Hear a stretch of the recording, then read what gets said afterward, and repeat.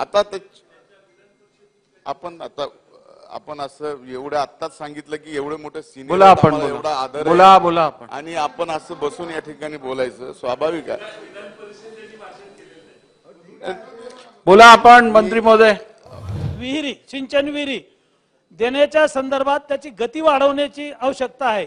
मराठवाडा आणि विदर्भातल्या आत्महत्या थांबवण्यासाठी 4600 कोटी रुपयाचं जागतिक बँकेचं कर्ज घेऊन हा प्रकल्प हाती घेतलेला आहे.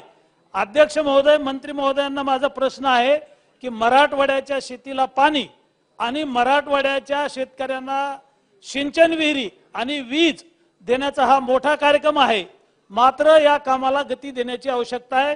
मंत्री महोदय, हा प्रकल्प किती दिवसात पूर्ण होईल आणि शेतकऱ्यांना शेतीला पाणी आणि वीज किती दिवसात मिळेल?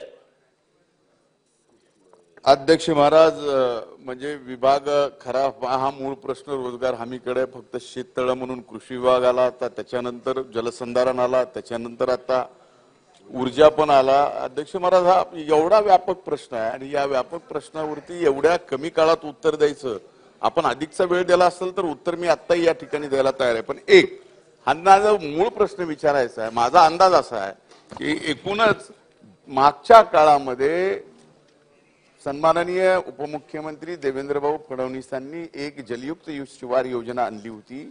त्या जलयुक्त शिवार योजनेमध्ये सुद्धा शेततळ्याच्या बाबतीमध्ये घेण्याची तरतूद होती. ते कामं जलयुक्त शिवारची मुदत संपल्यानंतर कामं बंद पडली. ती योजना बंद केल्यानंतर ती कामं बंद पडली.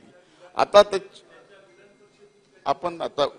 आपण असं एवढं आत्ताच सांगितलं की एवढे मोठे सिनियर एवढा आदर बोला आपण आणि आपण असं बसून या ठिकाणी बोलायचं स्वाभाविक आहे. बोला आपण मंत्री महोदय. संपवा आता. अध्यक्ष महाराज, माझी एवढीच विनंती आहे की त्यांनी ज्या बाबतीत ऊर्जा, लाईट आणि विहीर आणि शेततळे या संदर्भामध्ये नक्कीच सरकार सकारात्मक विचार करून मराठवाड्याच्या दृष्टीनं शेतकऱ्याला कसल्याही प्रकारची आत्महत्या करू नये आणि त्यांना आर्थिकदृष्ट्या बळकट करण्यासाठी हे सरकार सक्षम आहे.